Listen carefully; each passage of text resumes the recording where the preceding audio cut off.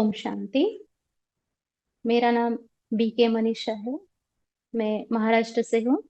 ब्रह्म कुमारी के साथ जुड़ने का मेरे वैसे तो बहुत सारे अनुभव है, लेकिन जो अनुभव एकदम मेरे दिल के पास है, जो मैं इस टाइम आप सबको बताना चाहती हूँ, मैं 2010 में बाबा से जुड़ी। लेकिन जुड़ने का अनुभव इतना वंडरफुल था कि मैं उस टाइम उस कंडीशन में थी कि शायद मेरा कोई आकर कहे कि भगवान आते हैं या भगवान, तो मुझे मेरी जो पर्सनल प्रॉब्लम थी उस वजह से मुझे भगवान पर विश्वास ही नहीं था। मैं सोचती थी इस दुनिया में भगवान ही नहीं है, क्योंकि उस टाइम मेरे पर्सनल लाइफ में कुछ ऐसे प्रॉब्लम्स आ गए थे जिस वजह से लगभग 5 वर्ष से हर रोज रोती थी मैं। वो प्रॉब्लम को सोचती थी और हर रोज रोती थी कि अ, भगवान मेरे साथ ये क्यों हुआ, मैंने क्या गलती की है, मैंने तो कोई गलती नहीं की, फिर ये सब क्यों चल रहा है। तो हर रोज वही सोचती थी और रोती थी, वही सोचती थी और रोती थी। फिर 5 साल के बाद एक ऐसी स्टेज आ गई मेरी, मैं टोटली डिप्रेशन में चली गई। और डिप्रेशन इतना हाई लेवल पर था मेरा कि मैं लगभग 1 महीना ना रात को सोई ना दिन को सोई, ना नींद मेरी लगभग गायब ही थी। और ऐसा कंडीशन था कि लगभग मैं पागल पागल होने की स्टेज में थी, और मुझे भी लग रहा था कि कुछ हो रहा है, पता नहीं क्या हो रहा है। इतना टू मच में डिप्रेशन में नेगेटिविटी में चली गई थी। और ऐसे मतलब अ, कहाँ जाए, डॉक्टर के पास जाए, वो भी कुछ सोच नहीं रहा था। और ऐसा कंडीशन हो गया तो सोचो क्या जी कर भी क्या करना, तो सुसाइड भी उस डिप्रेशन में अटेम्प्ट किया था, लेकिन फेल गया था। तो फिर मेरे माँ ने एक दिन मुझे फोन किया और मुझे बोला कि ब्रह्म कुमारी जैसे ऐसे आश्रम है, आप जाओगे? तो मैंने कहा नहीं जाओगे हम, क्योंकि मुझे कोई भगवान पर विश्वास नहीं। अगर भगवान होता तो मेरे साथ इतना अन्याय नहीं करता। मैंने तो इतना सब ठीक किया, अच्छा किया, लेकिन अगर भगवान है तो मेरे साथ ऐसा करता ही ना, तो मुझे किसी भगवान पर विश्वास ही नहीं है, मैंने कहा। तो उन्होंने कहा अच्छा, लेकिन फिर भी आप मेरे खातिर चले जाओ। वैसे हमारे घर के पास ही था सेंटर, मुझे पहले से पता था। तो मैंने कहा नहीं, मैं नहीं जाऊंगी। तो माँ ने कहा बस एक ही दिन जाना, अच्छा नहीं लगे तो कल मत जाना। तो माँ के बहुत ज्यादा फोर्स करने पर मैं ब्रह्म कुमारी के सेंटर में ना आश्रम पे चली गई। तो उस दिन जैसे ही मैं गई, 5 बजे गई थी कोर्स करने के लिए। उन्होंने कहा कोर्स करने के लिए आप आ जाओ। तो टाइम ले लिया और मैं चली गई। जैसे फर्स्ट दिन मैंने कोर्स किया और जैसे घर गई, खाना वगैरह पकाया, खिलाया बच्चों को, मैंने खाया, और मुझे उस दिन 8 बजे ही नींद आ गई। जो मेरा 1 महीने से हालत ये थी कि मैं ना रात को सोई ना दिन को सोई। और जैसे ही बाबा के घर गई उस दिन, मुरली मुरली भी नहीं, कोर्स ही था, कोर्स सुना। और इतनी आनंद की, मतलब वो सब डिप्रेशन बिना दवाई के, कहा वो जो नींद में चाह कर भी मुझे नींद नहीं आ रही थी, एकदम मेरे क्या हालत हो गई थी उस टाइम। एकदम मैं खुद को मना सुसाइड अटेम्प्ट तक जा सकती हूँ, तो मना क्या मेरी मन की स्थिति थी। लेकिन जैसे मैंने फर्स्ट डे कोर्स किया तो मुझे इतना शांत लगा, इतनी शांत हो गई मैं। और एकदम ऐसी नींद आ गई जो कितने जन्मों से सोई नहीं होगी, इतना सुंदर लगा वो। नींद भी इतनी अच्छी लगी उस दिन मुझे। फिर उसके बाद तो मुझे ऐसा लगा दूसरा दिन कब आएगा, कब 5 बजेगा, कब 5 बजेगा, कब मैं जाऊँ। तो फिर मैं ऐसे करते 7 दिन का कोर्स कर लिया। और जो मेरी डिप्रेशन का प्रॉब्लम था वो 7 ही दिन में जैसे खत्म ही हो गया, 7 ही दिन में खत्म हो गया। फिर 7 दिन के बाद मैं हर रोज सेंटर पर मुरली सुनने जाने लगी। मैं प्राइमरी स्कूल में टीचर हूँ, इससे दिन भर तो स्कूल में जॉब के लिए, फिर शाम को आती थी तो शाम को चली जाती थी। तो बहुत अच्छा अच्छा अनुभव होने लगा। और जो डिप्रेशन था, जो भी समस्याएं थी, वो गई नहीं थी, जीवन में थी, लेकिन उसका देखने का नजरिया बदल गया, है ना। अब तक हम समझते थे कि इसने मेरे साथ ऐसा क्यों किया, उसने मेरे साथ वैसा क्यों किया, ये ऐसा क्यों करता है, वो वैसा क्यों करता है। लेकिन जो भी होता है हमारे कर्म का फल होता है। कहा ना कहा, हमने ही कहा कर्म किए है, उसका एक्शन का रिफ्लेक्शन को या रिएक्शन को वो आता है, तो उसको एक्सेप्ट करना चाहिए। फिर मैंने बाबा के यहाँ से सीख लिया, वो 7 ही दिन में पूरा डिप्रेशन गायब हो गया। नींद अच्छी आने लगी, रोना चला गया। बहुत अच्छा। मैं हर रोज सेंटर पर मुरली सुनने जरूर जाती थी। 2 से 3 महीने बाद ही लगभग मैंने शायद मई में कोर्स किया होगा, और अक्टूबर या नवंबर में बाबा मिलन का टर्म था। हमें पता नहीं था क्या होता है बाबा मिलन, क्योंकि नए नए बाबा के बच्चे बने थे। तो सेंटर पर एक दिन गए तो दीदी ने कहा, शाम को जाते थे तो आज बाबा मिलन है। तो हमने कहा क्या है बाबा मिलन। तो दीदी ने बताया कि मधुबन में बाबा का अवतरण होता है और बाबा हमें मिलने आते हैं। तो हमें बहुत अच्छा लगा। उस दिन हमने सेंटर पर बाबा मिलन किया। फिर उसके अगले ही मंथ हमारे महाराष्ट्र का टर्न था बाबा मिलन के लिए। तो सब जाने वाले थे। तो दीदी ने अनाउंस किया सेंटर पर कि जो भी जाने वाले हैं अपने नाम लिखवा दे। तो हमने दीदी से कहा, दीदी क्या हम आ सकते। तो कहा नहीं, अभी तो आपको 3-4 ही महीने हुए हैं, तो आप अभी नहीं आ सकते। तो हमने कहा हम तो वैसे सभी जो धारणाएं हैं वो तो करते हैं, लेकिन उन्होंने कहा कम से कम आप 1 साल की धारणा तपस्या करो फिर ले जाएंगे। तो उस दिन ऐसे लगा कि क्या किया किसी ने मुझे। मैं घर गई और बहुत रोई बाबा के सामने बैठ कर कि बाबा, क्या मैं आपसे मिलने के लायक भी नहीं हूँ क्या? इतने हमें कमी है, कमजोरी है जो आ नहीं सकते। वो जो बाबा के मिलन की आस थी ना, वो नहीं बोलने से ही ऐसे लगा किसी ने क्या कर दिया। बहुत रोई घर जाकर। फिर उसके 5-6 दिन बाद ही शायद वो जाने वाले थे। फिर मुझे दीदी का अचानक फोन आ गया और उन्होंने कहा कि आप जाना चाहते हो बाबा मिलन को। मैंने कहा हाँ, जाना तो चाहते हैं हम। तो आप आइए, आप जा सकते हैं। तो मैंने कहा आपने तो कहा था, लेकिन उन्होंने कहा कि कोई कैंसिल हो गया है फिर उनका, इसीलिए जगह थी करके मुझे ले गए। तो मुझे इतना वंडरफुल लगा कि देखो भगवान कितनी दिल की सुनता है। जो दिल से माना बाबा कहा, हम कहा, लेकिन जो दिल से बाबा को पुकारा कि हमें आना है मिलने, तो बाबा ने बुला लिया। और जैसे ही गए, तो उस दिन थोड़ा उस समय थोड़ा पिताजी से, माना दिवाली का ही टर्न था, दिवाली की हॉलीडे चल रही थी उस टाइम। तो पिताजी से थोड़ी अनबन हो गई थी, हम गए नहीं थे पिताजी के घर। नहीं तो हर दिवाली हम जाते हैं पिताजी के घर। तो उस टाइम फिर मधुबन चले गए थे। जैसे ही गए मधुबन के गेट में, तो ब्रह्म बाबा का बहुत बड़ा पोस्टर, उसमें नीचे लिखा था, आओ बच्चे, बाबा के घर में तुम्हारा स्वागत है। बस वो पढ़ा और ऐसा अनुभव हुआ जैसे बाबा ने मुझे अपनी बाहों में समा लिया। बस वो अभी बता भी रही हूँ तो मुझे ऐसा लग रहा है वो अभी वो पल में जी रही हूँ। तो भगवान ने इतना प्रेम किया, वो टाइम कुछ समझ में नहीं रहा था वो क्या था, लेकिन अभी वो जब 2010 का वो अनुभव और जो अभी मैं 2024 में बता रही हूँ, तो आज मुझे समझ में आ रहा है कि वो प्रेम क्या था। उस टाइम इतना सुख का अनुभव किया बाबा के घर में हमने। और फिर जब बाबा मिलन था, तो बाबा मिलन के दिन हम 2 बजे से ही डायमंड हॉल में चले गए बाबा मिलन के लिए। और फिर जो योग में इतने लोग थे, माना 20-30 हजार लोग थे, लेकिन जैसे हम जाकर बैठे योग में बैठ गए, तो वो अवस्था बनी जो एक पल से देह से न्यारे बन गए और एकदम उड़ गए देह से। देह का कोई भार नहीं रहा। और जो आनंद और जो अतीन्द्रिय सुख का अनुभव होता है, क्या कहे उस अनुभव को। शब्दों में वर्णन करना लगभग असंभव है, क्योंकि जब बाबा के घर में वो एकदम सब, वो अनुभव क्या था कि जो शरीर से एकदम न्यारे, जो 2 बजे से बैठे, तब से जो लगभग 7 बजे, 7, साढ़े 7 बजे बाबा का अवतरण होता है। और पौने 7 बजे शायद गुलजार दादी वो तब आ रहे थे। मैं इन आंखों से देख भी रही थी, वो स्टेज पर आ रहे हैं, सभी तालियां भी बजा रहे, लेकिन मैं उस शरीर में ही नहीं रही थी। देख तो रही थी, लेकिन वो अनुभव अलग था। ताली भी बजने नहीं जा रही थी, कुछ भी नहीं, सिर्फ देख रही थी। फिर थोड़ा सा 10-15 मिनट के बाद वो अनुभव, फिर मैंने ताली बजाई, फिर जैसे उस शरीर के बाहर में आई, और वो इतनी अवस्था अच्छी लगी। मना 3-4 घंटे मुझे समझ में नहीं आया कि उस हॉल में और भी कोई है, इतने लोग बैठे हैं, लेकिन मेरी अवस्था ऐसी बन गई थी कि क्या कहे उसको, माना शब्दों में क्या कैसे बांधे हम।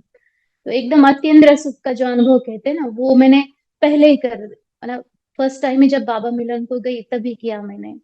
और फिर बाबा की मुरली चढ़ी। फिर उस दिन का शब्द अभी भी मुझे याद है कि बाबा ने कहा था कि बच्चे तुम्हें विश्व कल्याणकारी बनना है। तब से मैंने याद रखा कि नहीं बाबा, हमें विश्व कल्याणकारी बनना है, विश्व के कल्याण में हमें बाबा को सहयोग देना है।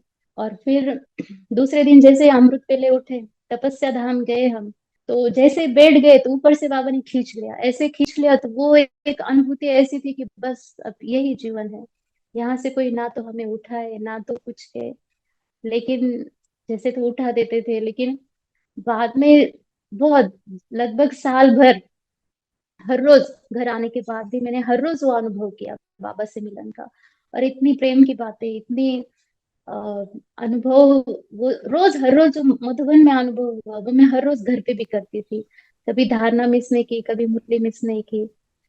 तो ये बाबा मिलन का मेरा इतना सुंदर अनुभव था कि वो अभी भी मेरे पास है। और मैं, अगर कोई मुझे पूछे कि आपके जीवन में सबसे बड़ी प्राप्ति क्या है, क्या प्राप्त किया मनुष्य जीवन में आकर, कोई कहेगा हमने इतना धन प्राप्त किया, ये किया, वो किया, पद किया, पोजीशन किया। लेकिन मेरा वो अनुभव था कि जो भगवान मुझे मिल गया, सिर्फ मिल नहीं गया, उसने मुझे इतना प्रेम किया, उसने मुझे वो जो सुख दिया जिसको मैं ना तो शब्दों में बयां कर सकती हूँ, ना वो इतना वैल्यूबल है जिसकी कोई वैल्यू नहीं। अगर कोई मुझे करोड़ भी दे दे तो भी वो अनुभव ऐसे नहीं हो सकता जो बाबा ने मुझे कराया। ऐसा तो मेरा पहला अनुभव वो बाबा मिलन का था। वैसे तो उसके बाद बहुत सारे अनुभव हुए जो एकदम हम मैजिक कह सकते हैं लाइफ में। लेकिन रिसेंटली का अनुभव सुना देती हूँ, अभी एक साल में का। तो मैं अमृत वेला कर रही थी एक दिन, तो बाबा से थोड़ा सा टच इन हो गया। बाबा ने कहा तू पढ़ाई कर। मुझे ऐसा लगा बाबा पढ़ाई कर क्यों कहता है। तो मुझे लगा मेरा ही मन मुझे कुछ कह रहा होगा, इसलिए मैंने कुछ ध्यान नहीं दिया। फिर दूसरे दिन अमृत वेला करने बैठ गई, फिर वही तू पढ़ाई कर। फिर तीसरे दिन भी तू पढ़ाई कर। मुझे समझ में नहीं आ रहा था, फिर मैंने बाबा को लेटर लिखा और कहा कि बाबा पढ़ाई कर, पढ़ाई कर, सच में आप कह रहे हो। तो जैसे बाबा कह रहा था, हाँ बच्ची मैं ही कह रहा हूँ पढ़ाई कर। हाँ तो मैं पूछ रही तो कौन सी पढ़ाई करूँ, किसकी पढ़ाई करूँ, क्योंकि अभी मेरा एज तो 42 चल रहा है। अभी इस उम्र में क्या पढ़ाई करूंगी बाबा मैं, और किस चीज की पढ़ाई करूंगी। वैसे तो मैं एम मना मास्टर इन एजुकेशन है मेरा, एमए है मेरा। तो लेकिन अब पढ़ाई के लिए क्या है, मैंने ये सोचा पढ़ाई के लिए क्या है। तो फिर भी बाबा कहते तब पढ़ाई कर। तो मैं लगभग एक महीना हर रोज बाबा से पूछती क्या बाबा आपने सच में मुझे कहा पढ़ाई कर। और बाबा हर रोज अमृत वेला कहते बच्ची तू पढ़ाई कर। फिर एक महीने के बाद मैंने सोचा नहीं, ये बाबा ही बोल रहा है मुझे पढ़ाई करने के लिए, तो बाबा का कुछ बोलना होगा। तो मैंने सोचा चलो बाबा कह रहा है तो देखते हैं हम, कोई एग्जाम है क्या अभी पढ़ाई मना। तो मैंने देखा यहाँ एक महाराष्ट्र में कंबाइन करके एक एग्जाम होती है जिसमें क्लास 2 के कुछ पोस्ट होते हैं। तो उसमें कोरोना की वजह से 2 ईयर एज को बढ़ा दिया गया था। तो वैसे तो हमारी एग्जाम की एज लिमिट वहाँ 40 थी, लेकिन बढ़ा देने की वजह से 42 हो गए। और उसका रिसेंटली आया था रिक्रूटमेंट। तो मैंने सोचा शायद बाबा को कुछ आगे सेवा के लिए कहना होगा, ये एग्जाम होगी। तो मैंने, वो अप्रैल में थी, तो सोचो मुझे नवंबर दिसंबर में अ, उस एग्जाम की स्टडी स्टार्ट कर दी। स्कूल से दिन भर स्कूल में जाती थी, जो भी टाइम मिलता था फिर पढ़ती थी रात को या जितना भी समय मिलता था। तो फिर वो अप्रैल में एग्जाम हो गई। तो फिर वो एग्जाम इतनी हार्ड गई मुझे। तो मुझे लगा बाबा ये एग्जाम, मैंने आकर बोला बाबा ये एग्जाम बहुत ज्यादा हार्ड गई मुझे, तो आप इस एग्जाम के लिए नहीं कह रहे थे क्या। तो फिर कुछ नहीं, तो उसी टाइम मैंने वो कौन बनेगा करोड़पति का ऑडिशन दिया था मोबाइल पर। फिर उन्होंने मुझे मुंबई बुला लिया। तो मुंबई में भी 2-3 ऑडिशन हुए मेरे। वहां भी मैं फाइनल के लिए, माना सिर्फ हॉट सीट के लिए जो फास्टेस्ट फिंगर फर्स्ट जो राउंड होता है उसके लिए बाकी थी, बाकी सब राउंड क्लियर करके आगे तक वीडियो इंटरव्यू तक गई थी। तो फिर मुझे लगा कि शायद बाबा का यहाँ कुछ कहना होगा या कुछ सेवा होगी, इसीलिए यहाँ भेजा होता। तो मैं उसकी फिर कौन बनेगा करोड़पति की फिर उसकी तैयारी करने लग गई, वो पढ़ाई करने लग गई, थोड़ा सा देखने लगी। फिर भी मुझे और एक एग्जाम होती है जो यहाँ स्टेट के लिए होती है, जो क्लास 1 वगैरह ऑफिसर होते हैं, उसकी थी जून में। उसका भी फॉर्म मैंने भरा और उसका एग्जाम दिया। फिर वो भी बहुत प्री एग्जाम दिया, तो वो भी बहुत ज्यादा हार्ड गया मुझे। तो फिर मैंने बाबा को कहा बाबा ये भी बहुत हार्ड गया, फिर आप, मुझे लगा फिर माया तो नहीं मुझे कह रही है क्योंकि मैं अच्छा सा मेरा योग लग रहा था, बहुत अच्छा मेरा पुरुषार्थ चल रहा था। तो शायद मुझे लगा कि मेरे पुरुषार्थ से डिस्ट्रैक्ट करने के लिए माया ने ही मुझे ऐसा उल्टा घुमा दिया, मुझे ऐसा लगा। फिर थोड़े दिन मैंने कुछ भी सब पढ़ना वढ़ना छोड़ ही दिया। मैंने सोचा छोड़, माया ने हमें शायद गुमराह किया होगा, पढ़ाई करके उल्लू बना दिया और हमारा पुरुषार्थ कम कर दिया, तो छोड़ दिया। तो जैसे एक ही महीना हो गया था जो मैंने पढ़ाई वढ़ाई छोड़ दी, तो एक और हमारे डिपार्टमेंट जो है, हमारा एजुकेशन डिपार्टमेंट, उसमें एक क्लास 2 एग्जाम की पोस्ट निकली थी, जो डिपार्टमेंटल एग्जाम होती है उसके लिए, जो मैं एलिजिबल थी। तो वो एग्जाम का निकला, तो मैंने कहा, बाबा ने कहा भरो आप ये फॉर्म। टच किया मैंने, बाबा का नहीं हम नहीं भरेंगे, अभी बहुत सारा हो गया, इसमें फेल उसमें फेल, फिर मेरा पुरुषार्थ का भी टाइम पास हो रहा है, तो हम नहीं भरेंगे। लेकिन बाबा, नहीं बच्ची भर, नहीं बच्ची भर। तो मैंने कहा सोचो, देखो बाबा बोल रहा है तो बाबा का कोई प्लान होगा, तो ठीक है भर देते हैं बाबा। तो जाकर भर दिया, फॉर्म भर दिया मैंने। फॉर्म तो भर दिया, फिर पढ़ाई कुछ नहीं, पढ़ाई वगैरह कुछ नहीं, ऐसे भर ही दिया। और जो उसमें पोस्ट जगह थी वो सिर्फ 7 कैंडिडेट्स के लिए थी, माना 7 ही थे, और उसमें जो हम जिस कैटेगरीज में आते हैं उसके लिए सिर्फ लेडीज के लिए एक ही पोस्ट थी, माना एक ही जगह थी। तो मैंने सोचा इतने हजारों लाखों लोग फॉर्म भरते हैं, कहाँ एक में हम सिलेक्ट हो गए। छोड़ो, फिर मैं पढ़ाई नहीं करती थी, लेकिन बाबा ने, बच्चे तू पढ़ाई कर, फिर से मेरे पीछे लग गया, पढ़ाई कर। तो मेरी एक फ्रेंड है, तो बाबा ने उसको टच कर दिया, उसने पुणे से मेरे लिए उस एग्जाम की बुक्स अपनी तरफ से लेकर मुझे पोस्ट से कुरियर करके भेज दी कि आप पढ़ाई कीजिए, आप पढ़ाई कीजिए। तो मैंने सोचा चलो, अब बाबा इतना सब कह रहा है तो पढ़ाई करनी होगी। तो मैंने स्कूल से 10-15 दिन की छुट्टी ले ली और पढ़ाई की, पढ़ाई वैसे की, फिर रात दिन पढ़ाई ही की इसे। फिर 1 महीने बाद एग्जाम था, तो 1 महीना थोड़ा सा अच्छा स्टडी किया। तो जब 2 दिन के बाद एग्जाम था, तो जब मैं पढ़ती थी तो बाबा मुझे टच कर देता था कि बच्चे ये आएगा, ये आएगा, तो ये भी देख ले, थोड़ा सा वो भी देख ले। तो जिस सवाल पे मैं जाती थी तो बाबा मुझे टच कर देता था, ये जरूर आएगा तेरे इसमें, जरूर आएगा। तो फिर मैं वो ठीक से देख लेती थी कि इसमें एक्चुअली क्या है, क्योंकि बहुत सारे सब्जेक्ट होते हैं उसमें, मैथ होता है, इंग्लिश होता है, साइंस होता है, जो हमारे भी टेक्निकल कुछ है, उसमें भी बहुत सारा स्टडी बहुत ज्यादा होता है उसमें। लेकिन बाबा टच करता था तो मैंने बहुत अच्छे से देखा। और जिस दिन एग्जाम थी तो सब बस जो थे बंद थी उस टाइम। तो मैंने सोचा अब एग्जाम के लिए कैसे जाए। वहां से 100 किलोमीटर, हमारे जो गांव है वहां से 100 किलोमीटर वो डिस्टेंस था जहाँ एग्जाम का सेंटर आया था, और बस सब बंद। अब क्या करे, सुबह उठ गई, बाबा अमृत वेला, अब क्या करे बाबा, कैसे जाए। तो बाबा ने कहा आप खुद ड्राइव करके जाओ। तो मैंने कहा बाबा इतना दूर नहीं, बाबा कहते नहीं बच्चे तुम ड्राइव करके जाओ, मैं हूँ तुम्हारे साथ। तो मैं अमृत वेला, वो एग्जाम सुबह 7 बजे थी, तो मैं कार लेके निकल पड़ी, ड्राइव करके 100 किलोमीटर गई। और वो लिटरली इतने ऑड रोड पे था कि अगर मैं बस में जाती, मैं बस लेके जाती तो वहां पहुंचती नहीं, क्योंकि वो इतना आउटसाइड में था कि वहां इतने सुबह 7 बजे पहुंचने के लिए कोई भी ना व्हीकल मिलता ना कुछ मिलता। तो मैं खुद की कार लेकर गई, इसलिए एटलीस्ट मैं उस सेंटर पर सुबह 7 बजे पहुंच गई। जब पहुंच गई तो मैंने आह्वान किया, बाबा आ जाओ आप, हम तो निमित्त है करण करावन आप ही हो बाबा। तो जैसे बाबा ना थोड़ा टच करता गया कि हाँ। और वो क्वेश्चन देख के मुझे बहुत वंडर लगा कि जो मैं जब पढ़ती थी तो बाबा टच कर देता था कि ये आएगा, ये आएगा, जो मैं करके गई ठीक से। बहुत सारे क्वेश्चन वही थे, वही थे। और फिर 2 घंटा फिर से एग्जाम में बाबा को याद करके, जैसे बाबा ने सब आंसर दे दिए होंगे, दे के फिर 100 किलोमीटर्स ड्राइव करके घर में आए। उस दिन बाबा का अवतरण था। और मैं, मुझे सिर्फ यही था कि बाबा आप करण करावन हार हो, आप जो करो सो करो, हम आप जो कहेंगे उस डायरेक्शन पर चलेंगे। और फिर उसके लगभग 3-4-5 महीने बाद उसका जब रिजल्ट आया, तो उस एक पोस्ट के लिए मैं सिलेक्ट हो गई थी। और मुझे इतना वंडरफुल लगा कि कैसे इतने हजारों लोगों ने फॉर्म भरे, और मेरा तो उतना, लोगों ने जितना स्टडी किया उतना किया भी नहीं मैंने। और वो एक साल पहले अगर मैं किसी को बताती कि भगवान मुझे एक साल पहले बताता था कि तू स्टडी कर, बोला नहीं उसने किस पेपर के लिए स्टडी कर, लेकिन स्टडी कर बताया, और खुद ही जैसे एग्जाम दे दिया। और मैं उस पोस्ट के लिए सिलेक्ट हो गई, जो क्लास 2 की पोस्ट है। शायद बाबा को वहां से कोई सेवा करानी हो, मैं तो वही सोचती हूँ कि बाबा आप जहाँ भी लेके जाओ सेवा करो बस। अभी फाइनली वहाँ ऑर्डर आना बाकी है, जो फाइनली स्टेज पर है, जो एक 8-10 दिन में मुझे ऑर्डर मिल जाएगी। फिर वहाँ हम जाने वाले हैं। तो ये इतना वंडरफुल अनुभव है, शायद कोई सच माने ना माने लेकिन ये सच है कि भगवान भी ऐसा अपने बच्चों के लिए करता है, जो कोई मानेगा नहीं, लेकिन मेरा ये अनुभव इतना वंडरफुल है कि अगर आप दिल से बाबा को पूरी तरह समर्पित हो जाओ तो करण करावन हार हमें सच में जहां लेके जाएगा जो हम खुद भी नहीं सोच सकते।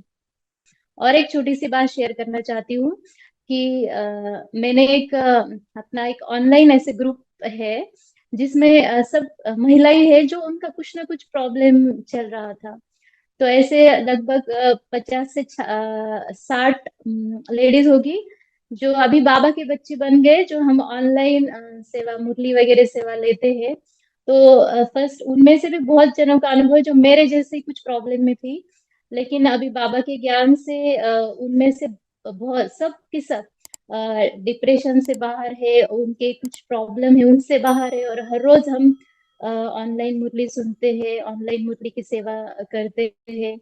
और उनके भी बहुत ज्यादा वंडरफुल अनुभव है और मेरे भी है। अगर आपको मेरा ये अनुभव पसंद आया हो तो आप प्लीज लाइक शेयर और सब्सक्राइब कीजिए। और अगर आप आगे भी हमारे ऐसे ही अनुभव सुनना चाहते हैं तो हम निश्चित आपके लिए और अनुभव लेकर आएंगे। अच्छा, ओम शांति।